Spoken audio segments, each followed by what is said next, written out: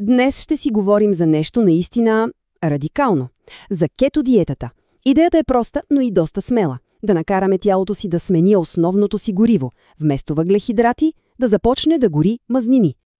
Замислете се за този въпрос. Ами ако можехте просто да щракнете един превключвател в тялото си. Най-основният метаболитен ключ. Точно за това става дума тук.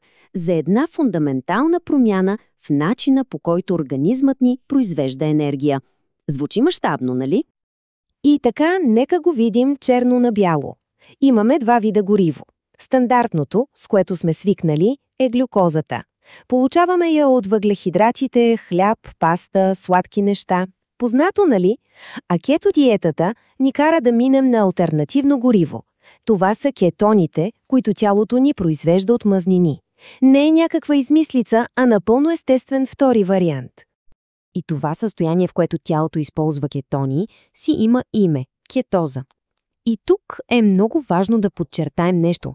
Кетозата не е някакво болестно или неестествено състояние. Напротив, това е заложена в нас еволюционна способност, една метаболитна гъвкавост. Просто с тази диета целта е съвсем съзнателно да влезем и да се задържим в това състояние. Добре, а сега нека се върнем малко назад във времето, защото историята на тази диета е наистина изненадваща. Истината е, че тя изобщо не е създадена с цел отслабване. Корените й са дълбоко в медицината. Тази времева линия ни разказва цялата история. Вижте, всичко започва през 20-те години на миналия век като сериозно медицинско лечение за епилепсия. След това, с появата на новите лекарства, диетата е почти забравена за десетилетия.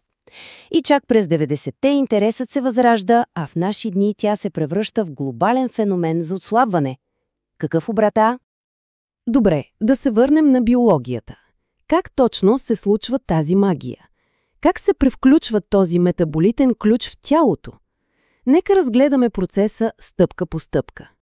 Всъщност е една много логична последователност.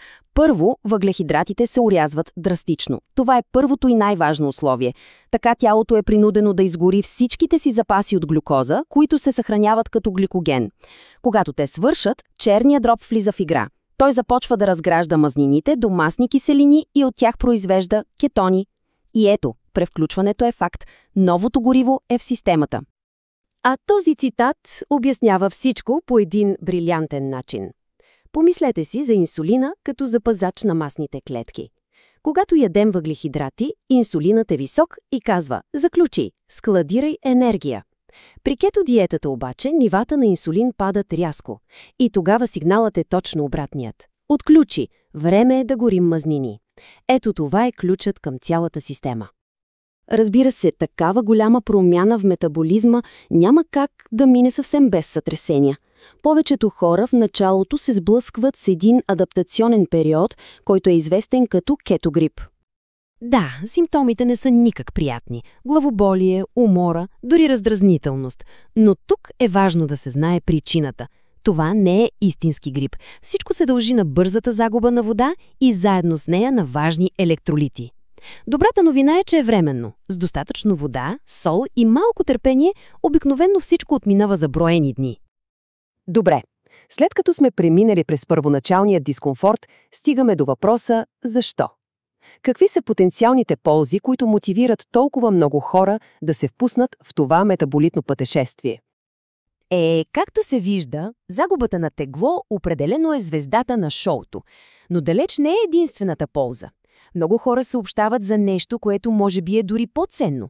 Драстично намален апетит, стабилни нива на енергия без следобедните сривове, по-добра концентрация и умствена яснота. И разбира се, един от най-сериозните ефекти е върху контрола на кръвната захар. А ето и едно число, което определено привлича вниманието. Някои научни изследвания показват, че кетодиетата може да е над 2 пъти по-ефективна за отслабване в сравнение с класическите нискомазнинни диети, които бяха толкова популярни с десетилетия. Това се дължи на мощната комбинация от намален глад и факта, че тялото буквално се превръща в машина за изгаряне на собствените си мазнини. Сега обаче е време да обърнем монетата, защото както всяка мощна интервенция, и тази си има своите потенциални рискове и изисква да погледнем реалността в очите. Това е частта с дребния шрифт. Това тук е, може би, най-важното нещо, което трябва да се разбере. Абсолютно критично е да се прави разлика. Хранителната кетоза, постигната с диета, е безопасно и контролирано състояние. Диабетната кетоацидоза, от друга страна, е остро, живото застрашаващо състояние, което се случва почти само при диабет тип 1, когато има пълна липса на инсулин. Двете понятия са на светлинни години едно от друго. И разбира се, има и потенциални дългосрочни рискове, които науката все още изследва активно. Ако диетата не е добре планирана, може да доведе до дефицит на фибри, витамини и минерали. Обсъждат се и рискове за черния дроб, костите, а данните за сърдечното здраве, особено за холестерола, са доста противоречиви. Всичко това само подчертава, че не бива да се подхожда лекомислено. И така, какво всъщност се яде при този режим? Ами, основата са качествени цели храни. Фокусът е върху здравословни мазнини и протеини, мазна риба, месо, яйца, авокадо, зехтин. Към тях се добавят много нисковъглехидратни зеленчуци, най-вече зеленолистни като спанак и броколи, и умерено количество ядки, семена и високомаслени млечни продукти. А какво изчезва от менюто? Ами на практика всичко, което е богато на захар и въглехидрати. Това означава сбогом на захарните изделия, хляба, пастата, ориза, но също и на повечето плодове, на боба и лещата, дори на кореноплодни зеленчуци като картофи и моркови. Списъкът с ограниченията е доста дълъг. И всичко това ни води до едно много важно заключение. Ключово е да възприемаме този хранителен режим като това, което е – един мощен инструмент, а не като някакво универсално лекарство или пък като постоянен начин на живот, подходящ за абсолютно всеки. Има и много ясни червени линии, групи от хора, за които тази диета е абсолютно противопоказана. Това включва хора с диабет тип 1 заради риска от кетоацидоза, тези с сериозни бъбречни проблеми, бременните и кърмещите жени, както и хора с някои редки генетични заболявания, свързани с метаболизма на мазнините. Така че, ако трябва да обобщим с едно изречение, то би било това.